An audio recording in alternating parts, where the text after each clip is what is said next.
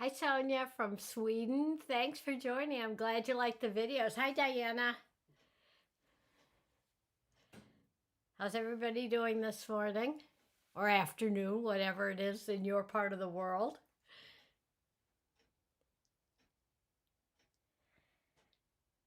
It's not quite noontime here, so we'll give everybody a few minutes. Hi, Bobby. Hi, Kathy. Good to see everybody. Can you all hear me? I want to be sure my sound is okay.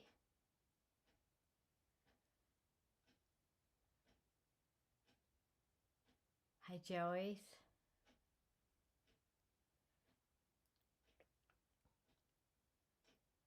Oh, good. Okay, thanks, Bobby. Thanks for letting me know. Okay, great.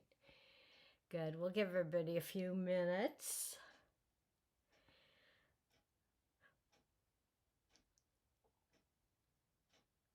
Hi, Lorna. Kathy. Good. Great.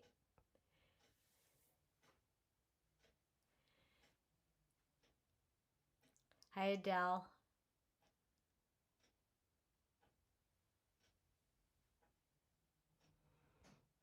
Yeah, I have exactly noontime, but we'll give everybody another minute.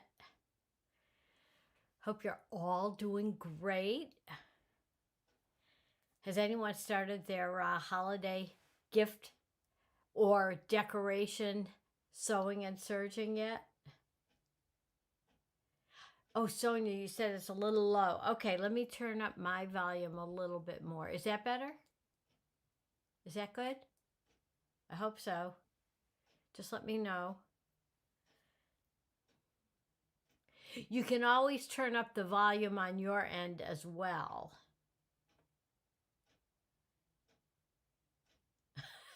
Christmas shopping, Bobby says no.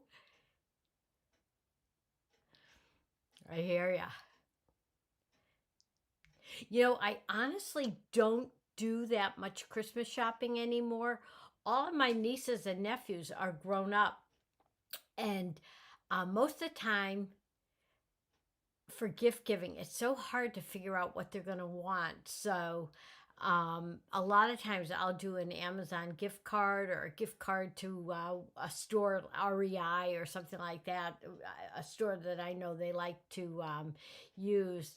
Hi, Laura. Monica, hi.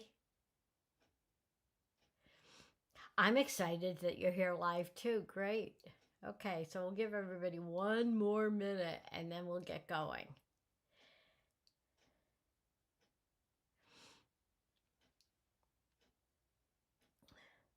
I feel like I've got threads everywhere here.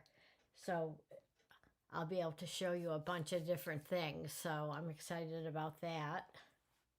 Actually, most of them look like silver metallic threads of all different brands. Hey, Kim, good morning. All right, okay, so it's 2 minutes after. So I think we'll get going. Well, first and foremost, hello and thank you for joining me and happy Veterans Day. And I want to be sure to say thank you to everybody who is currently serving, has served, is family of members who have served. We really appreciate that. Hi, Debbie.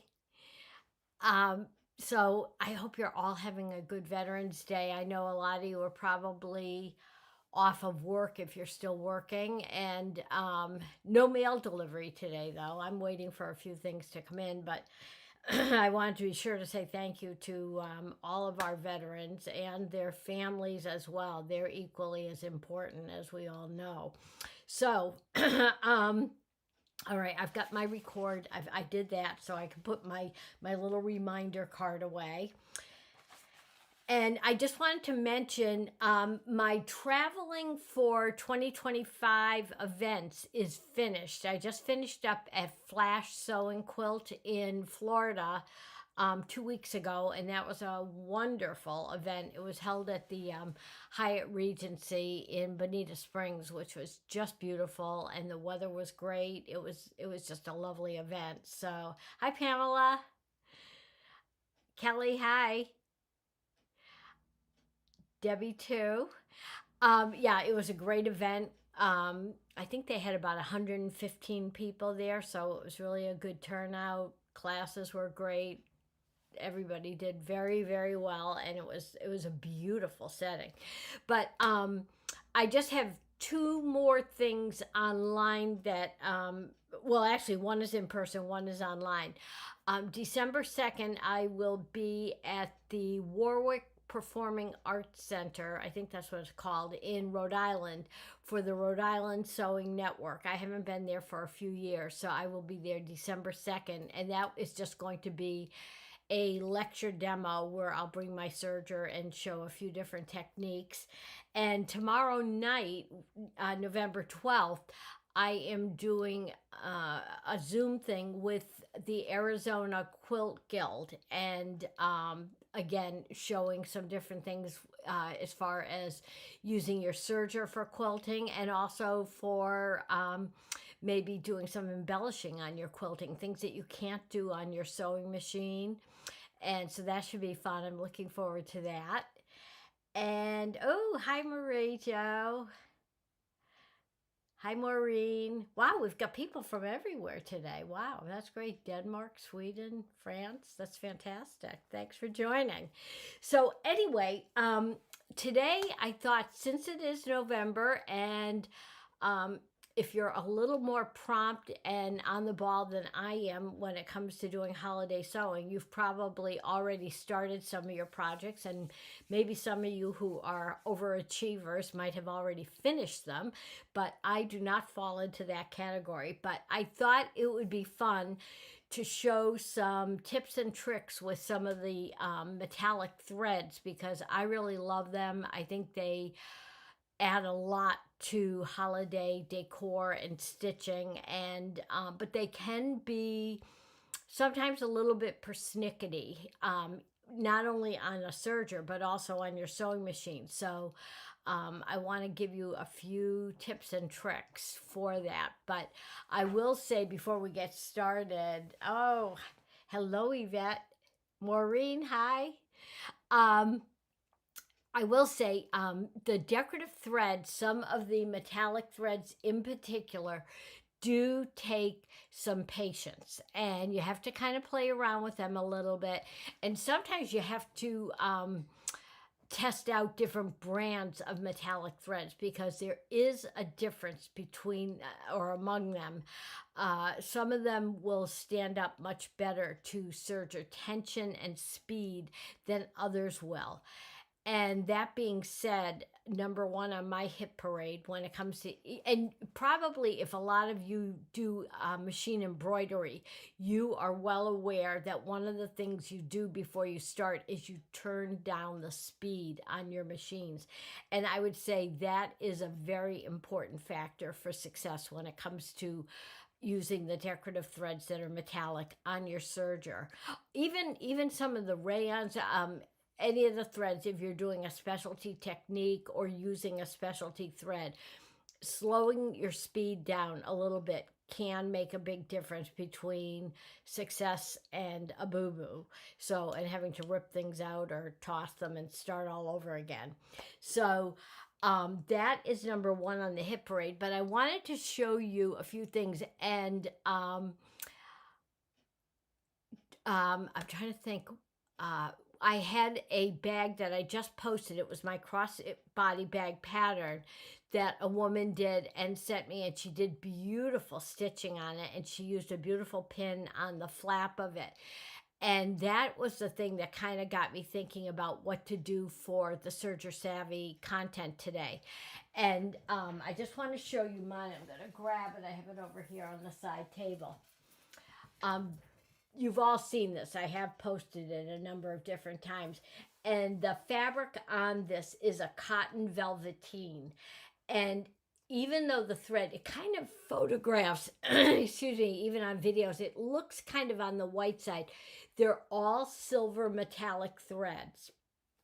And I used 3 different ones, 2 12 weights and 1 machine embroidery thread. And I'm going to switch over to the close-up camera so that I hope you'll be able to see that it is silver. And I have a great silver chain. I thought this would really be nice for it. Um, and it's great because when I go out, if there's a dressy party or going out to a restaurant around the holidays, it's kind of nice to dress up. And I actually had enough fabric left over that I made just a quick little change purse or whatever you want to put in there. So, and I used one of my vintage rhinestone buttons on the flap of that. Let me close that up and put it away. And I think I've told you all the story about the brooch that's on this. This was given to me. A friend of my brother's was clearing out his mom's basement. I think she was deceased, and she had a little tabletop cabinet with drawers that was loaded with rhinestone buttons. And he said, I'm going to throw these away. Does anyone want them? And my brother said maybe my sister would. So he called me and I said, yes, definitely. And this was in there. And this is a brooch, and every single stone was in there. It was in perfect condition. So I was very glad that he realized that it might be something I'd like to use. And I have used the buttons also on various different projects as well. So let me put this under here and see if you can see up close. Let me switch the camera over. Okay, yeah, it still looks white, but the stitching is silver. So there are two 12-weight threads in here, plus one metallic embroidery weight thread, machine embroidery weight thread, because I thought that would make it even that much more sparkly. And there's the close-up of that brooch, how pretty it is. But anyway, when I was using the two 12-weight threads with my thread fusion stand, they worked fine. But then I wanted to make it a little more sparkly, and that's why I decided to go with the machine embroidery weight thread. And as you know, those tend to be much more wiry. They don't have that, they don't have the same texture as a 12-weight thread. And so I had this on my thread fusion stand with the other 12-weight machine embroidery threads. Oh, hi Deidre, no problem. And they were getting tangled. They weren't tangling when they were actually on the thread fusion stand together. I'll show you exactly how I had them set up. I had this one, and I actually had a second one of these. I think that it was a little bit darker, but just for the sake of argument, I'll put a green one on just to show you. And they were all fine sitting together on the thread stand, the thread fusion. But where they were tangling was as they were coming up, going into the telescope arm on the serger. That the metallic thread that was the embroidery weight thread would grab onto the other ones and kind of tangle it and snarl and cause a problem. So I tried it a few different ways, and I repositioned the spools to see if that would make any difference, which it did not. So what I ended up doing was leaving the two 12-weight threads on the thread fusion stand. I took off the machine embroidery thread, and what I did with that was I just grabbed my old trusty thread stand, this one, and I put this on, and I left it by the side of the machine and fed it through the chain looper with the other threads, and that worked. So that was a fix for that. And I do think it's just because this does tend to be a little more wiry. It's not quite as soft, and it's quite thin, that it grabbed the other one. So if you have one of these thread stands and you're having an issue with it, try that out and see if it doesn't work for you. So that was one fix. Also, oh, you know what? I also, before I start, I should also say that this is a time of year that people might be thinking about getting their machines for gifts for holiday. And if you are thinking about purchasing one of the machines, Bernina or Burnett, anything over $1,000 is eligible for one of the ambassador appreciation coupons. As you know, I am an ambassador for Bernina. I do not work for them. I do not receive any commission on sales. However, I am fortunate to be able to send these out to people if they are going to make a purchase. These are not eligible for previous sales or if you've already put money down. But if you are thinking about making a purchase, before you do that, shoot me an email, gail@gailpatrice.com, and send me your request for one of these, and send me your mailing address so I can pop it in the mail to you. And all of the instructions are on the back of it for filling it out and sending it into Bernina. It takes anywhere from 4 to 8 weeks to process, depending on how super busy they are with these. But they will send you a $100 thank you for making the purchase, for watching my videos, and for all of that. So again, if you're in the market and thinking about getting a machine, Bernina or Burnett, for the holidays, or just because you need a new machine or you want a new machine, shoot me an email and I'll send you one of these, and it'll save you $100. Okay, I forgot to mention that before. So anyway, all right, so I wanted to show you some of my other projects that I have done using the metallic threads, and then I'm going to go to the machine and do a little bit of stitching with them as well. And oh, hi Elaine from South Africa. Great to have you join us. Thank you.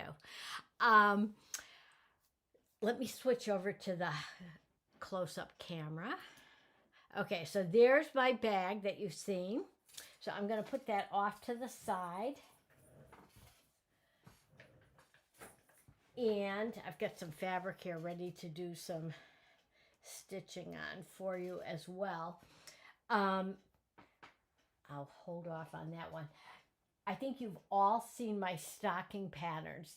And if you do not have the stocking pattern and you're thinking about making one, I know Artistic Artifacts in Virginia was doing an auction. They had a lot of their employees, and I don't know whether any of their customers made the stocking or not, but they Andy Martin, who is one of their wonderful people who does their embroidery club and Serger club, used my pattern to create the stocking. And what they're doing is raising money, I think, for some local food banks. And I think actually maybe you'll be able to see the whole thing better if I hold it up. So here's one of the stockings that I made. I think this is the first one. And you can see that I used the metallic thread for the flat locking, reverse flat locking, the fringe, the stack cover stitch. So that's one, and that is using both overlock as well as cover chain stitch for people who have combo machines. The same thing with this one as well. This one I used the gold metallic on, and that's the 12 weight glamour thread, and that's Wonderfil's thread.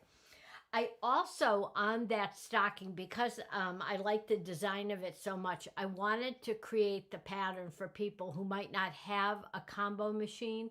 So the instructions in it, there are some for combo machines, and also this is one that I made that is all overlock techniques. You've got your reverse flat locking. This is just a narrow flat pin tuck. The fringe is also overlock, and so here we have the reverse flat locking, which is the same stitches up here. This one, I just have the ribbon woven through and a longer stitch length. So that one is all overlock. And then this one, my husband liked it so much, he asked me if I'd make him one for Hanukkah. So I did this one for him. And the menorah is the narrow cover stitch with the silver 12 weight glamour thread in it, and then I did the little flames on the candle on my sewing machine and added the rhinestones and stuff. So pretty cute. So all of those were using the metallic threads, and by themselves, actually, it wasn't really difficult to use. Oh, I've got one other thing to show you too. This is, every year I keep saying I'm not going to make any more Christmas stuff because I've got so much stuff to begin with. I don't really need it, but I always find something that intrigues me. This I used the belt loop folder for, and I had to cut the strips on the bias because going around the cone, if they were cut on the straight of grain, they would not have laid flat as I wrapped it around. And this is fabric that I had in my stash forever. It's the same one that I used for that really pretty star that I made, or snowflake that I made last year. And this is just a rhinestone button that I have on the top, and some silver ribbon that I had in there. Hi, Suzanne. Hi, Barbara. And then I popped on some silver sequins too. So just that. But this one is using a triple cover stitch. And I think this was using, I'm sure it's not a 12 weight, it's an 8 weight metallic thread. So that worked well for that too. So just a few little things that I did with the metallic threads. But so one of the things that I think is really important to do is, if you're using, say, a reverse flat lock, say, and I'm going to show you the 2-thread reverse flat lock. I use a top stitch needle, and I used a 9014. Let me just show you what that looks like for anyone who might not be familiar with it. There's my top stitch needle. It's a 9014. This is the same top stitch needle that you can use in your sewing machine. There is no Serger top stitch needle, and that's something that I get asked about a lot. Is there a specific top stitch needle for your Serger? No, it's exactly the same one. And what's the difference between the top stitch needle and, say, a universal, is that the top stitch needle and metallic needles have a longer, bigger eye in them, which is also good for 2 different reasons when you're using the 12 weight threads or even 8 weight threads. Number one, you can get it through the eye of the needle much more easily. And also, because that eye is longer or bigger, it seems to reduce the friction of the thread going through, which will also cut down the chances of breakage. It doesn't guarantee it, but it will cut it down. Now, talking about breakage, as I mentioned at the beginning when I started out, that is something you really have to test, and not all threads are created equal. And when it comes to the metallic threads, some brands will break more easily on a serger because of the high tension and speed that they have. So you always want to stitch at a slow to moderate speed. But also, there are some threads that even when you do that, they don't stand up well to it. And that's just a matter of experimenting and testing. And I think that this one that I ended up using on my bag and a couple of other projects, I am pretty sure, maybe I'm not, I don't know. It's not a Wonderfill thread. I'm not exactly sure what this is. This one is the embroidery weight thread. I tend to think it might be a YLI thread. I'm not really sure. But I do know that my other threads that are like the Glamour, these are Wonderfill, and they're 12 weight, and these have stood up quite well to that. Now, again, slowing down, if you're using it in your needle, put in a top stitch needle. That will help. Excuse me. But the other thing that is really a tremendous help with not only the metallic threads, but also something like a regular rayon thread that is very shiny. And I love using those also on dressier projects where I want a little bit of luster to the stitch, is thread nets. And I'm going to show you how I like to put those on my spools. Let me just see. I might do this up close. Here's the full thread net, just like this. And you can cut those down for shorter spools too. You don't have to use the full length. But what I like to do is I pop them through that center hole, and then I bring them up and around the bottom or the base of the spool. And it's much harder to do this when you're trying to show it on camera. Just like this. So it ends up being like a little cuff, and you can see it on the bottom. Let me put that on the close-up one too. Okay, let me move these out of the way. So here it is.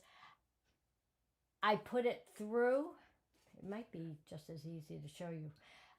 Here's the thread net, the full length of it. I think I'll move the camera out just a smidge. I think that'll be better. Okay, so I'll put that in. Then I take the other end of it and pull it around the base of the cone or the spool of thread and bring it up like that. And then my thread, and I should have pulled it out beforehand. Let me find where the end of it is. Hang on. It's always very easy to find this when you're not on camera. Hang on a second.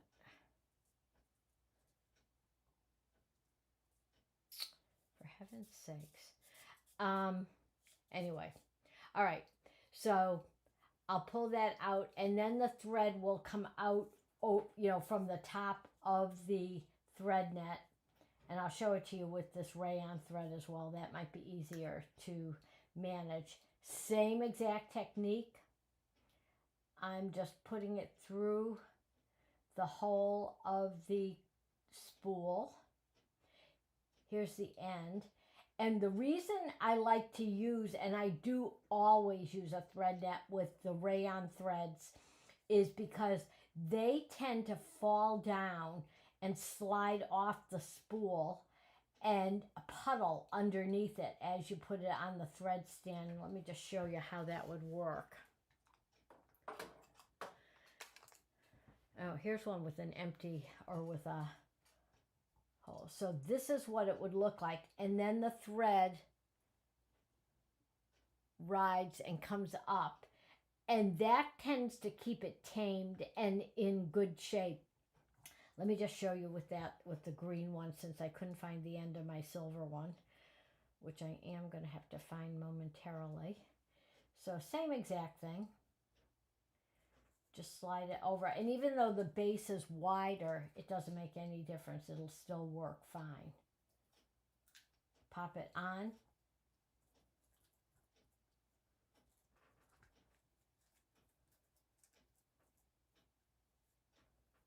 Get this. Okay, so you can see it is really just like a cuff that goes around it, and it goes underneath. The thread comes off from underneath it, and it doesn't impede the thread at all because it's pretty loose, but it's just snug enough to hold and control everything. Let me go to my camera and show you. So you can see, and it comes up and it comes right off the spool, exactly the same as if that thread net was not there at all. So it isn't going to slow it down or cause any friction at all. It's going to work just fine. And that is really key, again, for the metallic threads as well as 100% rayon. And you can see even right here how beautiful the luster is on those rayon threads. It's really very pretty. So if you're looking for something that does have a little bit of a sheen to it, but you say you don't want a metallic thread in there, or you don't have quite the right color, but you've got a rayon thread, very beautiful choice. And not just for holiday things, but all sorts of types of projects all year round. But I think, and do you see how it unspools so easily? It just falls right off. And that is the nature of rayon thread. And that's why I always always use a thread net with it, because when it's on a stand, what happens is as it falls down, it gets caught under the base of it. And that's when it can snag and stop your stitching dead in its tracks. Are there any? Deidre's asking if I added the net to the metallic. Yes. So here's that. And you can see this is the green metallic. So yes, I did add that. And again, it's just very helpful. Now you may be able to stitch with some of the metallic and rayon threads, the 12 weights, without it and do just fine.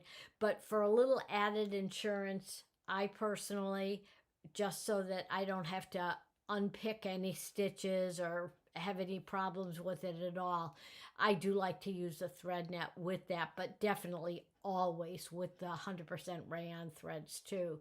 And speaking of rayon threads, some of those, again, depending on the brand, can be a little more fragile. So I would also make the same suggestion when you're using that, to slow your stitch speed down. And again, you don't have to go stitch, stitch, stitch, but don't be gunning it to go through, because some brands of threads will break more easily. So let's go over to the machine. I'm going to show you, I'm going to do a 2-thread reverse flatlock, and I've got my gold 12-weight glamour thread, again by Wonderful. I don't get any bonuses from them either. And what I like to do also is they have these little thread guards, and I think you can buy these a lot of places. I don't think, honestly, there's anything all that special about one brand over another. But because the rayon threads and the metallics, even when they're in a storage container, and I use those art bin containers that close up to keep the air off of them, and there's no light on my threads either, which also helps preserve them. I like to use these to wrap around it, simply because it keeps them from unraveling in those cases and then having to pull it out and rewind it again. Sue says you're right. Oh. Oh, you're making Wiseman costumes. Oh, Sue, if you send a picture, I'd love to see them.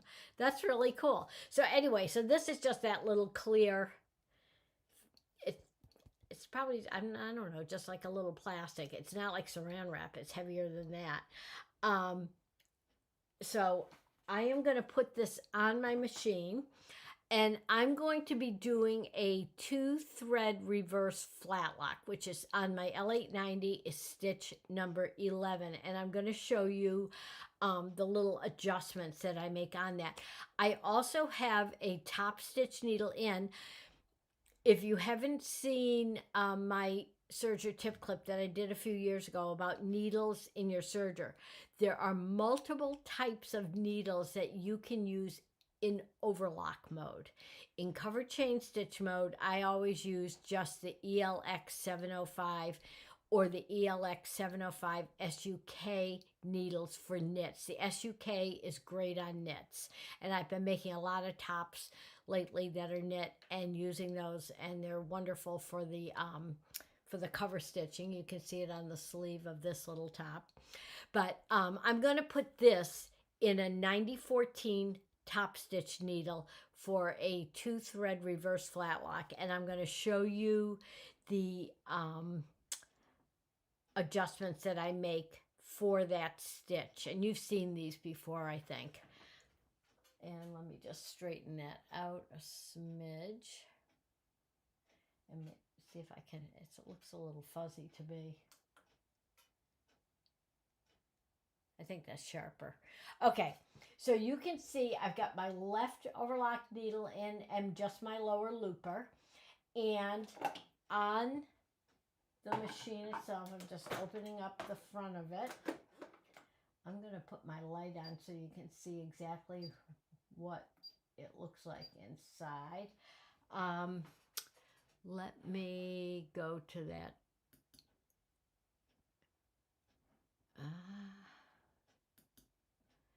Here we go. and we're inside. I'm going to move the machine. I have discovered that when I'm trying to show something inside the machine, it's easier to move the machine than my camera. And I'm going to lighten this up so that you can really see. Okay, so here's my upper looper. Now, I have got my upper looper converter on. That's that weird little thing that kind of, most of the time it sits over here in a resting position on the right. You flip it over, give it a little bit of a push back, and then the prong closes the eye of that upper looper because there's no thread in there. Now, I've mentioned this before in other tip clips with the upper looper converter. Just because there's no thread in there, you do not want to turn the knob that locks the upper looper down. You want to keep it active, because what this upper looper converter is doing is, since there's no thread in that eye, it needs a way to help the lower looper thread get carried over to the needle thread. And that's what your upper looper converter is doing. So it closes the eye of the upper looper and it helps carry the lower looper thread to the needle thread to form a stitch. And I've had people who say, oh, I put it on, I flipped it over, and I'm not getting any stitch. But if you don't give it that last little nudge to get the prong in the eye of the looper, it's not going to do anything. And let me just go back to me for a second. Also, on the Baby Lock, I think on the Ovation, it works the exact same way. On the Triumph, I believe what you have to do to get the prong into the eye of the looper is, I think you have to, it's sort of, I think it's on a spring-loaded mechanism. I think you have to slide it to your left a little bit and then let it go back, and it grabs the eye of that. So that's the way you do that. But double check that on your owner's manual if you're Triumph users. So, but you make sure you leave your upper looper active. Don't lock it down, because you're not going to get any stitch with a 2-thread stitch. So I've just got serger cone thread, red serger cone thread in my lower looper, and I'm going to use my 12 weight Glamour, which is got that metallic filament in it, and the rest of it is rayon. I'm going to put that in the top stitch needle, which is in my left overlock needle position. So I'm going to put that on, and I think I will also put a thread net on that too before I get started, just to head off any problems. Oftentimes with the 12 weight thread sew, I honestly don't have as many issues unless I've got multiple ones together on the Thread Fusion stand. But even then, they behave pretty well. It's strictly when you mix them up with the embroidery weight metallics, that's when I've run into a problem. Okay, so I've got that on, and here's my thread. I'm going to put that on, and that's going into my right overlock needle. Just going to get this threaded up.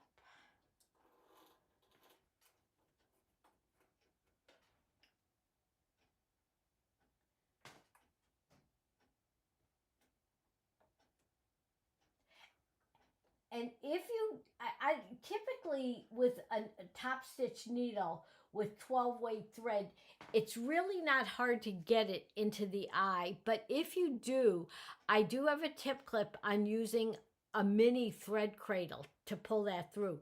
And that's what you definitely need to do if you're going to use an 8-weight thread, because that's pretty darn thick. So check out that tip clip if you're going to be using the 8-weight threads for that. Okay, so let me go to the screen, and I'm going to show you the adjustment I make. This is stitch number 11. Let me just straighten that out a little bit on the screen for you. There you go. Okay, stitch number 11. Now, if I were using all the same weight threads in the needle and the looper, I could leave this on that default setting for the tensions. The left needle is on 1.5, that's the yellow box, and the lower looper is on 4.5. But because there is a discrepancy in the weight of the threads and the heavier one is in the needle, I like to do some adjusting on that. And this is something that, depending on your machine, the brand and model, you can play around with that. What I always say is, when you're doing one of these decorative stitches, check your owner's manual and start where they tell you to set your machine up for tensions. But then with the heavier weight threads, don't hesitate to tweak those. And typically what you're going to do, if the heavier weight thread is in your needle, is you're going to lower that tension, which I'm going to do. I'm going to bring that all the way down to 1. And I really crank up my lower looper tension all the way up to 9. So that's done. I'm going to leave my stitch length on 2.5. I'm just using some quilting weight cotton, so I'm going to leave my differential feed setting on 1. And then I'm going to make one other change, and let me go down to the presser foot. Okay, so down here, this on my machine, and now that I've got, we're not looking inside, let me lower that a little bit. So on my machine, I have my MTC dial. Typically, I leave that on 0, which is the default setting. But because I want to widen out that flat lock to make it as wide as I possibly can, I can actually go a little bit wider than the maximum width of 9. And the way I do that is I'm going to turn my MTC dial all the way up to +2. And what I want you to see is that moved my stitch finger a little bit farther right, which again is going to widen it out. So let me do that again. And I'm going to put, it'll move my knife too. But the thing I want you to see is the stitch finger. So I'm going to drop the knife down so that you have clear view. Let me put it on the default setting of 0. That will give me an exact 9mm wide stitch. I want it even wider. So I'm going to turn that up to +2. And that's going to widen that out a little bit because the stitch forms between the needle and goes over that stitch finger. So that's going to give me a little more width.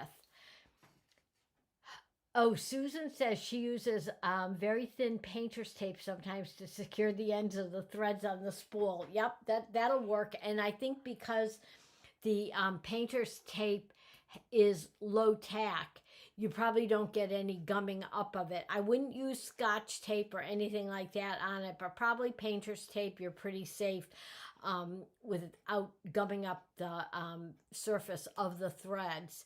So anyway, all right, so I have got it on stitch number 11. My left needle tension is on 1.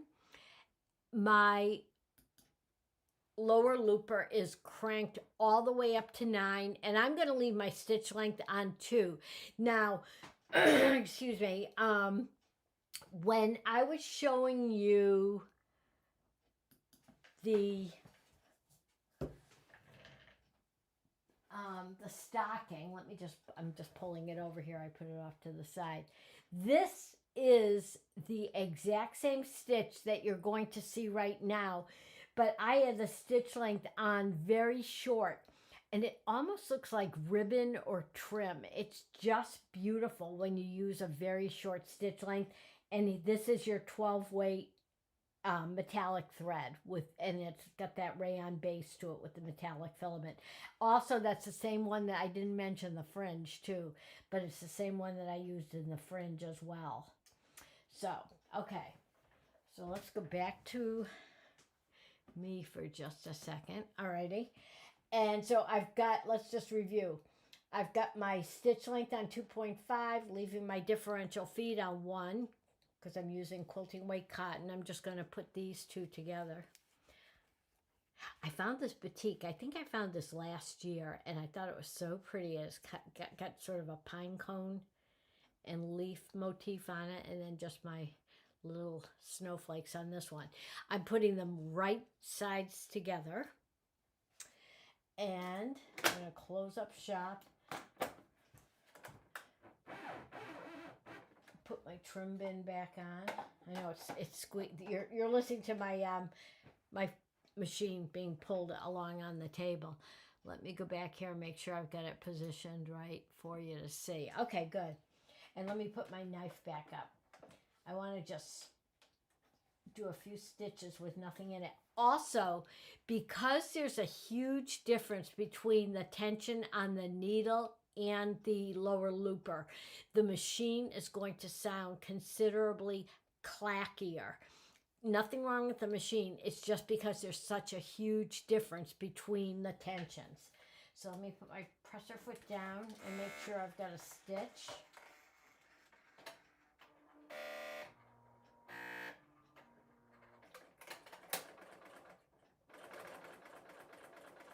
Nope, I don't. So let me just make sure I have everything here that's squared away.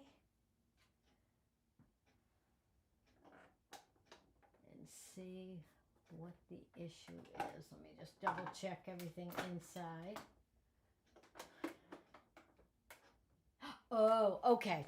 All right. I see what my problem is. Now, because I undid the upper looper converter, let me see if I can lighten this up because this is super important and it's very frustrating. And I'm almost glad it happened. I don't think that's very bright, but what happened was my lower looper thread is caught between the upper looper converter and the upper looper. Not a good thing.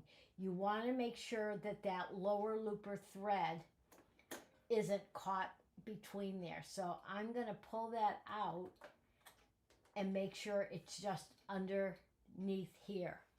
So I'm glad that happened because that is very frustrating when people have everything all set up and they can't figure out why they don't have a stitch. So let's try it one more time. Let me lower that exposure. It's kind of glary. Okay, let's try it this time and make sure. Yep, that was the issue. You can see it starting to form a stitch. Okay, so I've got my fabric right sides together. And on the batik, the dark green batik, it's really kind of hard to tell which side is right or wrong. So I don't really give it too much thought.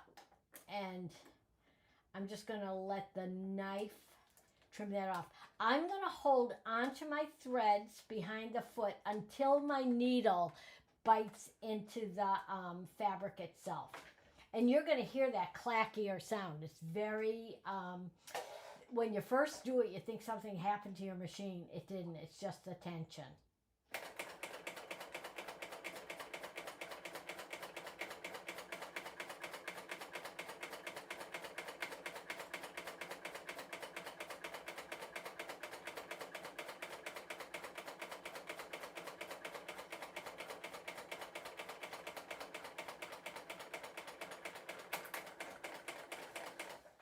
See what this looks like. I'm not sure. This doesn't look tip-top to me. Let me just see what it looks like when I pull it apart.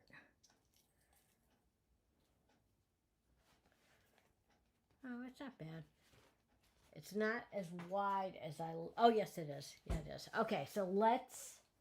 I ran off a stitch last night with these two fabrics just to show you what it looks like.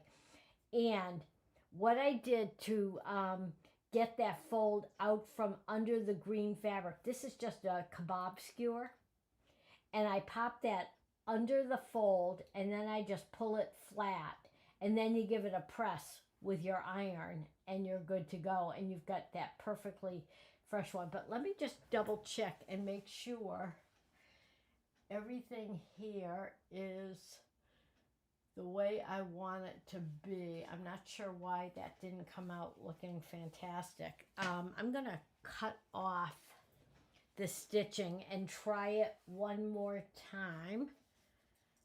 I'm just looking for my big scissors, which of course I don't have right here.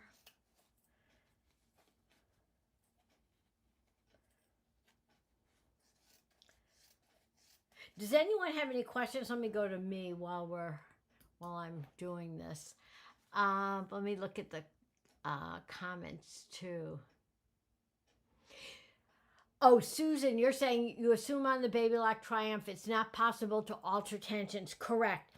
And the way that when you're doing a 2-thread stitch on your Baby Lock, whether it's the Ovation or the Triumph or any of the ones that have the stitch selector as opposed to being able to adjust the tension, you really have to pay very close attention to that threading guide that they provide. It's that big cardboard piece that has all the charts in it, because the way Baby Lock gets around that, so that you don't have any tension on your needle thread, is that thread, even though you're not using your upper looper, you're going to thread it through the upper looper threading route on the top of the machine, then bring it over just the same way that you typically do and put it in your needles.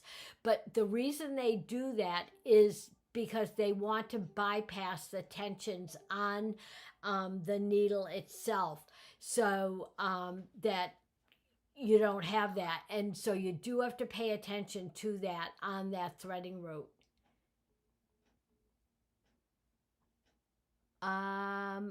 Kathy is saying I'm going in and out. I think it is your internet, because this happened the last time as well. And when I went back and looked at the recording of the last one, the sound was okay. So I think it's on your end. Okay, so I'm going to just try this with a little shorty piece of the fabric again. Let me just stitch off for a second. Hang on.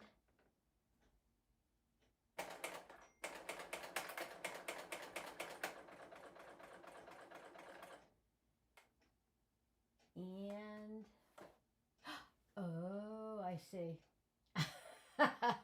Okay, here's another thing. When I threaded this, I had my red thread and it went over from just not only the telescope position for my lower looper, but somehow it got hooked over. I was probably fiddling around with it last night, and it got hooked onto the telescope position for not only the lower looper, but the upper looper as well. And that caused my thread to break. So let me rethread. Doesn't it make you feel good that this kind of stuff happens to me when I'm on camera? It makes you know that you're not the only one who can sometimes have a boo-boo. So, okay. I think we should be in good shape now. I think I've got everything squared away. Let me just test it and be sure.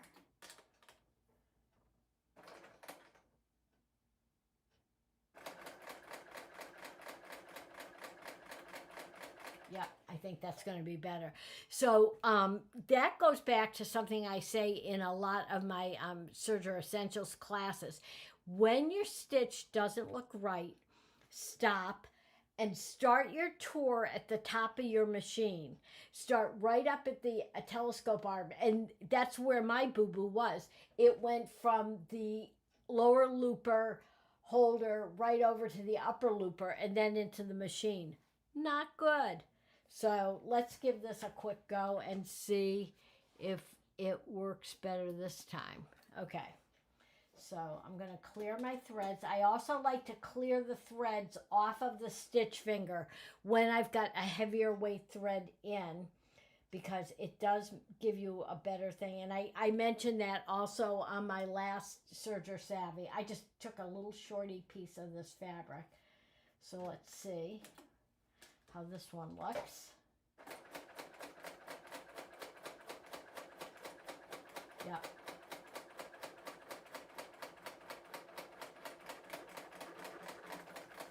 Yeah, this is going to be good, I can tell.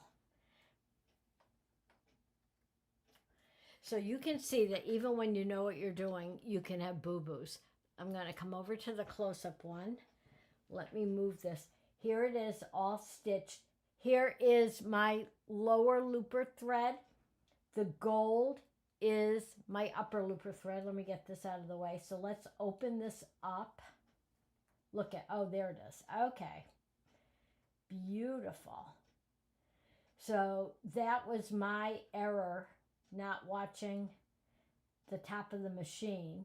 And then, as I mentioned, if that little fold bugs you, if you're going to put ribbon and weave ribbon over and under your ladders, you don't have to really flatten out that fold unless you really want to. But what I've done is I took my little kebab skewer, put it right under the fold of the red fabric, and I'm going to flatten that right out, just like that. And then it looks nice and smooth and flat. It's beautiful. And that adding the +2 for the micro thread control, the MTC dial, that gives me enough room that if I want to put 2 1/8-inch weight or 2 1/8-inch wide ribbons and weave them through, I've got plenty of room. And let me just show you what that looks like. Okay, so on this one I did it. So there are your 2 1/8-inch ribbons that I wove over and under, and they'll sit side by side very comfortably under that wide flatlock or reverse flatlock stitch. So that's good. Okay, so let me go back to me. How much? We got a few more minutes left. Okay, so that is the story on that. And I'm just looking, do we have any other questions? Yeah, and Bobby says it's great to see the fixes. Yes. And again, these are all, even though it's my boo-boo, I'll take the hit on that, they're learning opportunities, because when something doesn't look good, like my first attempt, yucky, it was because my thread was hung up on 2 different positions on the thread antenna. So it does pay to stop and do the tour of the machine and go all the way down. And then my second boo-boo was that my lower looper thread was caught between the upper looper and the upper looper converter. You don't want it in there. You want that lower looper to be free. So the best way to avoid that happening is, if you're getting ready to do a 2-thread stitch, flip the upper looper converter on, get it into the eye of the upper looper, then thread the lower looper. And then you're not going to have to worry about that lower looper thread being caught between them. Okay, so Yvette says, can I repeat the adjustments for the Triumph? Okay, so if you're doing a 2-thread stitch, a 2-thread reverse flatlock, say, on your Triumph, you're going to use your left needle, left overlock needle. You're still going to use a top stitch needle if your heavier thread is in the needle. And on your threading, and this will be on your thread guide, but I know when I first got a Triumph and I was threading it, I did not see the little arrow because it's very tiny and easy to miss. And I couldn't figure out why I was having a problem opening up the stitch and pulling the fabric flat. And it was because I was putting the needle thread in the typical needle threading route. So let me go back to the machine itself and see if I can show you. I'm trying to figure out what would be the easiest way to show you, but maybe just doing it like this. So on this needle thread, on the top of your Triumph or your Ovation, you're not going to put it in the needle threading route on the top of the machine. I believe with a 2-thread stitch, your serger cone thread would be in your lower looper. To bypass the tension on that, you're going to put your needle thread through the upper looper threading path on the top of the machine, come down, and then go right across and thread your needle the way you typically do. You're going to pretend that you just threaded it as usual when you're coming down into the needle. But the thread itself is going to be in the upper looper threading path on that, and that's because you can't make that adjustment on the tension with the stitch selector ABCD. So the way they get around that is needle thread is going through the pre-tension area of the upper looper. I don't think you have to bring it all the way down and go through the air threading tubes and then into your needle. Once you're through the pre-tension area on the top of the machine, you can just bring it across to the left and follow the correct threading route for your needle. So I hope that is, I hope that's clear for you. But if you have a problem, let me know, shoot me an email, and I can help you with that. But I think if you look at those thread guides that go with your Baby Lock Ovation or Triumph, if you look closely for the 2 thread stitches in overlock mode, I think you'll, if you look for it, look for that little arrow that's going to point you to putting the needle thread in the upper looper threading path. Pam says she likes the bamboo skewer trip. Yeah. And that fold, there's nothing you're doing wrong with it on that fold.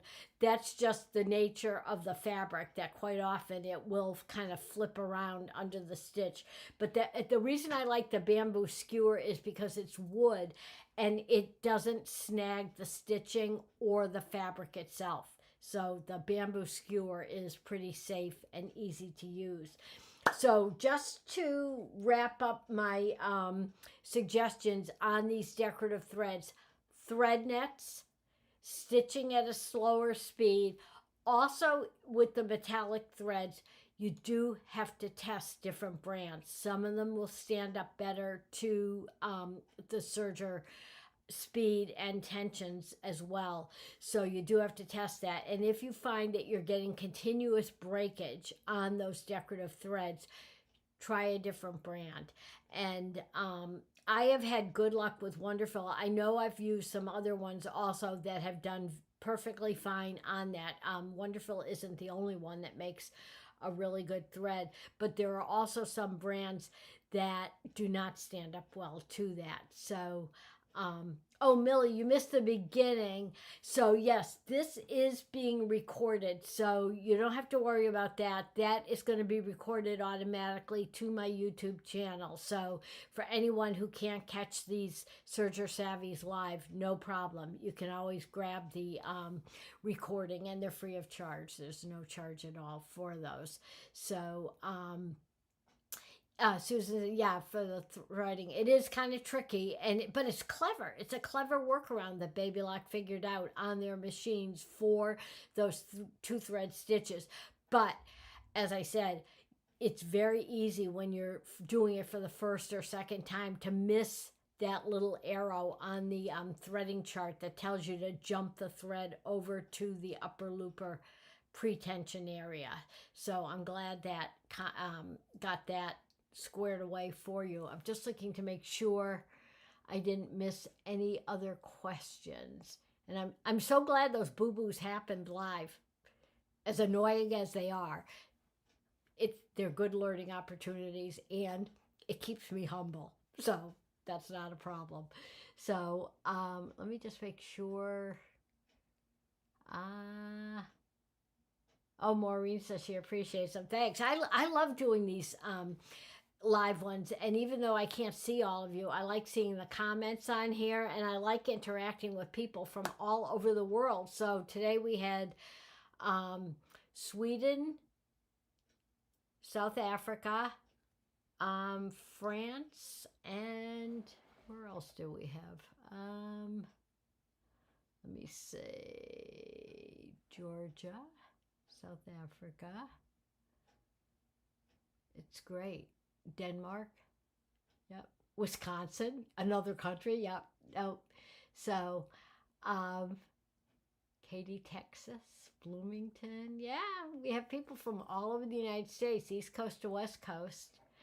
Um, but thank you all for joining me. If you have any questions about that, or if you're having any problems with your metallic threads, all of these principles too hold true for the 8-weight threads, because you can get the 8-weight metallic um, rayon threads with that metallic filament in there. Also, one other thing I wanted to mention is sometimes the metallic threads, and I should have mentioned this in the beginning, sometimes some of the metallic threads, depending on the brand that you have, they don't always like to bend and go through the air threading tubes. There's probably nothing wrong with your air threading. Most of the time, the 12 weights will go through very easily. It's not a problem.